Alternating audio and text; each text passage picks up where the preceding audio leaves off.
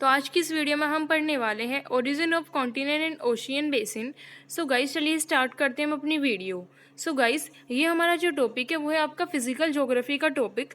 तो सबसे पहले आपको क्या पढ़ना है, अभी हम पढ़ने वाले हैं origin of continent and ocean के बारे में। और इसके अंदर आपकी वैसे तो गाइस चार थ्योरी है, आपकी टेट्राहेड्रल है, कॉन्टिनेंटल रिफ्ट थ्योरी है, आपकी प्लेट टेक्टोनिक थ्योरी है आपकी। लेकिन अभी हम इसमें जो बात करेंगे, जो आज हम पढ़ेंगे वो हम पढ़ेंगे गाइस टेट्राहेड्रल थ्योरी के बारे में, ठीक है। और जो बाकी की थ्योरीज हैं उनकी वीडियो मैं अपलोड कर दूंगी। तो चलिए गाइस स्टार्ट करते हैं हम अपनी वीडियो। सो गाइस सबसे पहले आपको इनका बेसिक पता होना चाहिए, उसके बाद हम थ्योरी पे जाने वाले हैं। सो गाइस सबसे पहले आप ये देखिए कि there are 7 continent and 5 ocean in the world. अभी हम बात करने वाले हैं फर्स्ट वाले पॉइंट की। किस वाले पॉइंट की गाइस? इस वाले पॉइंट की, कि हमारे 7 कॉन्टिनेंट्स और 5 ओशियन है हमारे वर्ल्ड के अंदर। और जो हमारे ये 7 कॉन्टिनेंट्स हैं वो कौन कौन से हैं? वो है आपके north America, south America, Europe, Africa, Asia और आपकी ऑस्ट्रेलिया, ठीक है गाइस। और जो हमारे ओशियन है वो कौन कौन से है आपके? 5 ओशियन है, पैसिफिक ओशियन है आपका, अटलांटिक ओशियन है, आर्टिक ओशियन है, इंडियन एंड साउथर्न ओशियन। और गाइस ये आपके एग्जाम में भी क्वेश्चन आ जाता है वेरी शॉर्ट में, कि हमारे कॉन्टिनेंट एंड ओशियन कौन कौन से हैं और उनके नाम क्या क्या है, वो कितने हैं, ठीक है गाइस। अब हम बात करने वाले हैं सेकेंड वाले पॉइंट की, इस वाले पॉइंट की, कि जो हमारे कॉन्टिनेंट एंड ओशियन है उन्हें हम क्या बोलते हैं? Relief feature of the first order भी बोलते हैं। क्या बोलते हैं गाइस? हम relief feature of the first order. अब हम नेक्स्ट वाले पॉइंट की बात करने वाले हैं। तो हमारे ग्लोब के अंदर 70.8% क्या रिप्रेजेंट करता है? ओशियन रिप्रेजेंट होते हैं। और हमारे 29.2% क्या रिप्रेजेंट है? आपके कॉन्टिनेंट्स है, ठीक है। ये क्वेश्चन भी आपका मोस्ट इंपॉर्टेंट है वेरी शॉर्ट के लिए, कि हमारे ग्लोब के अंदर 70.8% क्या रिप्रेजेंट है? ओशियन रिप्रेजेंट है। और 29.2% क्या रिप्रेजेंट है गाइस? हमारे कॉन्टिनेंट्स, ठीक है। जो हमारा नेक्स्ट पॉइंट है वो है कि जो हमारे कॉन्टिनेंट एंड ओशियन है वो अरेंज है कैसी शेप में गाइस? ट्रायंगुलर शेप में। कैसी शेप में अरेंज है? वो हमारे ट्रायंगुलर शेप में अरेंज है। किस किस? और लेकिन सिर्फ 2 कॉन्टिनेंट एंड ओशियन ऐसे हैं जो ट्रायंगुलर शेप में अरेंज नहीं है। कौन कौन से? एक आपका ऑस्ट्रेलिया और एक आपका एंटार्क्टिका, ठीक है। ये आपको याद रखना है, ये मोस्ट इंपॉर्टेंट पॉइंट है, कि हमारे जो कॉन्टिनेंट्स है वो कैसी शेप में अरेंज है? ट्रायंगुलर शेप में अरेंज है। लेकिन हमारे ऑस्ट्रेलिया और एंटार्क्टिका जो कॉन्टिनेंट्स है वो ट्रायंगुलर शेप में अरेंज नहीं है, ठीक है। इसमें कुछ एक्सेप्शन है। अब हम नेक्स्ट, जो हमारे ओशियन है वो भी हमारी कैसी शेप में अरेंज है? वो भी ट्रायंगुलर शेप में अरेंज है। ओके गाइस, तो अब जो हम नेक्स्ट बात करने वाले हैं वो है कि जो हमारा नॉर्थ पोल है वो सराउंडेड करता है ओशियन वाटर को, और जो हमारा साउथ पोल है वो सराउंडेड करता है गाइस लैंड वाटर को, ठीक है। सो अब हमारा जो नेक्स्ट पॉइंट है कौन से वाला गाइस? ये वाला। ये क्या बताता है कि जो हमारा पैसिफिक ओशियन है वो हमारा सबसे ज़्यादा है हमारे ग्लोब के अंदर, क्योंकि 1/3 पार्ट हमारा पैसिफिक ओशियन ही कवर करता है हमारे entire surface area of the globe, ठीक है। ग्लोब का जो 1/3 पार्ट है वो किसे रिप्रेजेंट करता है गाइस? हमारा पैसिफिक ओशियन को। तो इसका मतलब क्या है? कि ये सबसे बड़ा ओशियन है, ठीक है। अब हम बात करने वाले हैं, अब हम गाइस देखने वाले कि जो हमारी टेट्राहेड्रल थ्योरी है वो क्या है। तो जो हमारे इस वाले पॉइंट का ये मतलब है कि जो भी हमने अभी ऊपर पॉइंट पढ़े, फैक्ट पढ़े, उन सबको माइंड में रखते हुए हमारे जो लोथियन ग्रीन है उन्होंने अपनी थ्योरी दी। कौन से वाली? टेट्राहेड्रल हाइपोथेसिस उन्होंने दी, ठीक है। आप हाइपोथेसिस बोलो या थ्योरी बोलो गाइस, वो एक ही बात है, ठीक है। तो चलिए अब हम बात करने वाले हैं अपनी जो हमारी टेट्राहेड्रल थ्योरी है उसके बारे में। और गाइस अभी हमने जो ये ऊपर पॉइंट पढ़े, अगर आपको इनमें कोई भी कहीं भी डाउट है तो आप नीचे कमेंट सेक्शन में बता सकते हो। आई होप कि ये पॉइंट आपको सब गाइस क्लियर होंगे। तो चलिए स्टार्ट करते हैं अब हम। तो जो हमारी टेट्राहेड्रल हाइपोथेसिस है वो किसने दी? वो आपकी दी है गाइस हमारी लोथियन ग्रीन द्वारा दी गई। और ये हमारा कौन थे? ये हमारे जियोलॉजिस्ट है, 1875 के अंदर इन्होंने अपनी ये थ्योरी दी। तो this was the first hypothesis, we can say that the first theory for the formation of continent and ocean. मतलब कि ये सबसे पहली थ्योरी थी कॉन्टिनेंट एंड ओशियन के फॉर्मेशन की ये सबसे पहली थ्योरी थी। कई सारे साइंटिस्ट ने अटेम्प्ट किए, कई सारे साइंटिस्ट ने क्या किए? प्रॉब्लम सॉल्व करने की कोशिश की किसके बेसिस पर? फंडामेंटल प्रिंसिपल ऑफ ज्योमेट्री के बेसिस पर। और गाइस मैं आपको एक चीज़ और बता दूं, जो हमारी ये थ्योरी दी गई थी टेट्राहेड्रल, ये हमारी किस चीज़ के बेस, किस बेस पर दी गई थी? ये भी हमारी फंडामेंटल प्रिंसिपल ऑफ ज्योमेट्री के बेस पर दी गई थी। और गाइस देखो, फंडामेंटल प्रिंसिपल ऑफ ज्योमेट्री के बेसिस पर इसलिए दी गई थी क्योंकि अब मैंने आपको बताया कि ऊपर वाले पॉइंट को ध्यान में रखते हुए, क्योंकि अभी यहाँ पे देखिए हमने अभी इस वाले पॉइंट में डिस्कस किया कि जो हमारे कॉन्टिनेंटल ओशियन कैसे शेप के थे गाइस, हमारे ट्रायंगुलर शेप में थे। तो इसलिए इन्होंने क्या किया, इन्होंने इसी चीज को बेस माना और इसी चीज से क्या किया, ये फंडामेंटल प्रिंसिपल ऑफ ज्योमेट्री की बेस पे थ्योरी दे दी, है ना। क्योंकि आप ट्रायंगुलर किस में पढ़ते हैं गाइस? हम ज्योमेट्री मतलब मैथमेटिक में पढ़ते हैं। तो अब हम जो हमारा नेक्स्ट पॉइंट है वो है कि जो हमारा टेट्राहेड्रल हाइपोथेसिस वो किस पे बेस पे, किस चीज के बेस पे है? वो है कैरेक्टरिस्टिक ऑफ अ टेट्राहेड्रल। ठीक है, किसकी कैरेक्टरिस्टिक पे बेस्ड है गाइस? वो हमारी टेट्राहेड्रल। और इसीलिए इस थ्योरी का नाम क्या है गाइस आपका? Tetrahedral hypothesis. तो हमारा जो टेट्राहेड्रन है वो क्या है? वो आपकी 3 डायमेंशनल शेप होती है, जिसके अंदर आपके 4 फेस होते हैं, 6 एज होते हैं, 4 वर्टेक्स होते हैं, और ये हमारी जो 4 फेस है वो इक्विलेटरल ट्रायंगल होते हैं। ठीक है गाइस, देखो आप कंफ्यूज मत होना। जो हमारी ये टेट्राहेड्रल थ्योरी है वो किसके बेस पर दी गई? कैरेक्टरिस्टिक ऑफ टेट्राहेड्रन के बेस पर। अब इन्होंने यहाँ बताया है कि टेट्राहेड्रन क्या होता है। टेट्राहेड्रन आपकी एक शेप होती है जो 3 डायमेंशनल शेप है, जिसके अंदर 4 फेस है आपके, 6 एज है और 4 आपके वर्टेक्स है। और जो हमारे 4 फेस है ना गाइस, ये हमारे इक्विलेटरल ट्रायंगल है। देखिए मैं आपको अभी दिखाती हूँ गाइस टेट्राहेड्रल की शेप गाइस, ये वाली। ठीक है, ये वाली हमारी टेट्राहेड्रल की शेप है। देखिए ये वाली आपकी ऐसे वाली शेप है, ये यहाँ, ये यहाँ। एक सेकेंड गाइस, मेरी ना ड्राइंग गाइस थोड़ी ज़्यादा अच्छी नहीं है। ये और गाइस ये देखिए, मैं एक बार आपको थोड़ा सा कलर चेंज करते हैं गाइस हम। ये वाला आपका फर्स्ट, यहाँ इन्होंने बताया हुआ है ना कि 4 आपके क्या होते हैं? 4 फेस। ये वाला फर्स्ट फेस, ये वाला सेकंड फेस, ये वाला थर्ड फेस, और गाइस इसके पीछे भी तो एक फेस होगा ना, वो वाला आपका फोर्थ फेस। ठीक है, और ये आपके क्या होते हैं? ये आपके होते हैं इक्विलेटरल ट्रायंगल। ठीक है, ये 4 आपके कैसे होते हैं गाइस? हमारे इक्विलेटरल ट्रायंगल होते हैं। ओके, तो चलिए गाइस अब हम अपने नेक्स्ट वाले पॉइंट पे चलते हैं।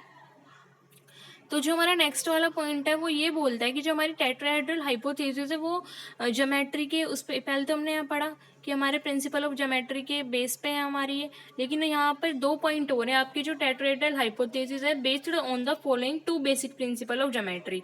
यहाँ इन्होंने 2 प्रिंसिपल और बताए हुए हैं। कौन कौन से? A sphere is that body which contain the larger volume with respect to it surface area. मतलब कि स्फीयर हमारी वो बॉडी है, वो शेप है जो लार्जेस्ट वॉल्यूम कंटेन करती है किस पे, किसके रिस्पेक्ट में? सरफेस एरिया की। और हमारा टेट्राहेड्रन कौन सी बॉडी है? जो लिस्ट वॉल्यूम कंटेन करती है हमारे respect to it surface area. ठीक है, स्फीयर को इन्होंने क्या बताया? लार्जेस्ट वॉल्यूम कंटेन करती है respect to it surface area, और टेट्राहेड्रल क्या करती है? Least volume.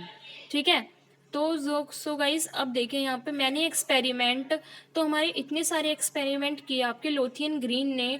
और open data sphere if subjected to uniform pressure on its all side will be transform into the shape of a tetrahedral. He applies this principle in the case of the earth. According to him when the earth was originated it was in the form of sphere. देखो ये वाला point guys हमारा क्या कहता है? इस वाले point के बारे में अब आप समझिए। ये वाला पॉइंट ये बोलता है कि कई सारे एक्सपेरिमेंट किए लोथियन ग्रीन ने। फिर उन्होंने क्या किया? उन्होंने एक स्पेयर लिया, यहाँ लिखा हुआ है ना डेटा स्पेयर, और उन्होंने क्या किया? उस स्पेयर पे चारों तरफ से यूनिफॉर्म प्रेशर अप्लाई किया। चारों साइड से उन्होंने क्या किया? यूनिफॉर्म प्रेशर अप्लाई किया। और तब उन्होंने यूनिफॉर्म प्रेशर अप्लाई किया इस वाले स्पेयर पे, तो वो स्पेयर हमारा ट्रांसफॉर्म हो गया टेट्राहेड्रल की शेप में। कैसी शेप में गाइस? हमारा ट्रांसफॉर्म हो गया टेट्राहेड्रल की शेप में। तो उन्होंने क्या किया? उन्होंने यही अप्लाई किया किसके ऊपर गाइस? हमारा ये यहाँ लिखा हुआ है ना कि data sphere if subjected to uniform pressure all it side will be transform into the shape of tetrahedral की। और इन्होंने यही जो प्रिंसिपल है वो अप्लाई किया अर्थ के ऊपर, कि जब इन्होंने अर्थ के ऊपर चारों तरफ से क्या किया? अप्लाई किया हमारा प्रेशर, वो भी कैसी होगी? आपकी स्पेयर की शेप में। क्योंकि इनका वो भी आपकी कैसी शेप में कन्वर्ट हो गया गाइस? टेट्राहेड्रल की शेप में, है ना। देखो आप कंफ्यूज मत होना। इन्होंने एक्सपेरिमेंट किया, क्या एक्सपेरिमेंट किया हम एक बार और डिस्कस करते हैं गाइस। इन्होंने क्या किया? एक स्पेयर लिया। स्पेयर लेने के बाद इन्होंने उस स्पेयर पे चारों तरफ से प्रेशर अप्लाई किया। यूनिफॉर्म प्रेशर अप्लाई किया ऑल डायरेक्शन में। जब इन्होंने यूनिफॉर्म प्रेशर अप्लाई किया तो ये जो हमारा स्पेयर है वो कैसी शेप में कन्वर्ट हो गया गाइस, हमारा टेट्राहेड्रल की शेप में। और इन्होंने यही अप्लाई किया किसके ऊपर, अर्थ के ऊपर, क्योंकि इन्हें ये लगता था कि जब हमारी अर्थ बनी, ओरिजिनेट हुई, वो कैसी शेप में थी गाइस, आपकी वो आपकी स्पेयर की शेप में थी। ठीक है, तो इनका कहने का मतलब ये था कि जब हमारी अर्थ बनी तो वो स्पेयर की शेप में, तो जब इन्होंने प्रेशर अप्लाई किया तो वो कैसी बन गई गाइस, हमारी टेट्राहेड्रल। ठीक है, तो in the beginning the earth was very hot. Starting में आपको पता है कि जब हमारी, आपने बिग बैंग थ्योरी में पढ़ा भी होगा, अगर नहीं पढ़ा तो मैं वीडियो अपलोड कर दूंगी गाइस। जब हमारी अर्थ स्टार्टिंग में बनी तो वो काफ़ी गर्म थी, हॉट थी, लेकिन बाद में वो कूल डाउन होती चली गई। ठीक है, तो इसके बाद ये आपको बताया हुआ है इस्ट वाले पॉइंट में कि first the outer part of the earth cool down. सबसे पहले जब हमारी अर्थ बनी तो अर्थ का बाहर वाला पार्ट गाइस हमारा ठंडा हुआ, लेकिन जो हमारा thus was form the crust but inner, जब हमारा बाहर वाला पार्ट अर्थ का ठंडा हुआ तो वो क्या बन गया गाइस, हमारा क्रस्ट, क्रस्ट की फॉर्म में बन गया। लेकिन जो हमारा अर्थ का इनर वाला पार्ट है, अंदर वाला पार्ट है, वो अभी ठंडा हो रहा है, मतलब वो हुआ नहीं है। इन्होंने इस वाले पॉइंट में ये बताया हुआ है गाइस, इस वाले पॉइंट में कि जब हमारी अर्थ बन, सबसे पहले इस वाले पॉइंट में हमने बताया कि जब हमारी अर्थ बन रही थी तो वो काफ़ी गर्म थी, बाद में वो ठंडी होती चली गई लॉस ऑफ हीट के कारण। इस वाले पॉइंट में इन्होंने बताया कि फर्स्ट वाले जो हमारा आउटर पार्ट था अर्थ का, वो ठंडा हो गया है गाइस, और वो ठंडा होने के बाद, कूल होने के बाद वो क्या बना, वो गाइस क्रस्ट बन गया है। लेकिन जो हमारा इनर पार्ट है ना अर्थ का, वो अभी भी कूल डाउन हो रहा है, और कंटिन्यूसली जब वो आपका कंटिन्यू कूल हो रहा है अंदर की तरफ से, तो वो क्या होगा गाइस, आपका कॉन्ट्रैक्ट होगा, मतलब कि वो सिकुड़ता चला जाएगा गाइस आपका, है ना, due to continue cool since the upper part the crust was already cool and solidified and hence it could not be subjected to further contraction. This result into possible gap between the upper and inner part of the earth. देखिए guys, ये वाला point आपका ये कहता है, एक second, जैसे कि आपके अर्थ का, ये आपका अर्थ का बाहर वाला पार्ट है। ठीक है गाइस, अब आप समझने की कोशिश करना, और ये वाला आपका अर्थ का है गाइस अंदर वाला पार्ट। ठीक है, एक सेकेंड, अंदर वाला पार्ट हम थोड़ा सा, ये वाला है आपके अर्थ का अंदर वाला पार्ट, अंदर वाला पार्ट। तो गाइस देखिए, जो हमारे अर्थ का बाहर वाला पार्ट है ये गाइस आपका हो गया कूल डाउन, और कूल डाउन होने के बाद ये आपका गाइस बन गया क्रस्ट। इतना आप सबको क्लियर हुआ कि हमारा ये अर्थ का बाहर वाला पार्ट हो गया ठंडा, और ठंडा होने के बाद ये हमारा क्रस्ट बन गया। लेकिन जो हमारे अर्थ का ये अंदर वाला पार्ट है ना, ये गाइस अभी भी ठंडा हो रहा है, और ठंडा होने की वजह से क्या हो रहा है गाइस, ये आपका सिकुड़ता चला जा रहा है। ठीक है ना, ठंडा हो रहा है तो ये आपका कंट्रोडिक्शन होता चला जा रहा है, सिकुड़ता चला जा रहा है। ठीक है, देखो यहाँ लिखा हुआ है ना, मोर contradiction.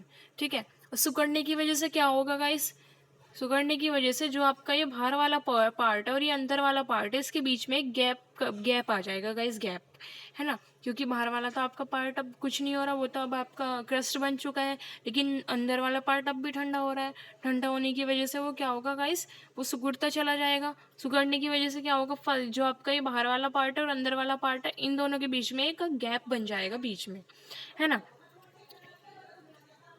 So between the upper and inner part of the earth,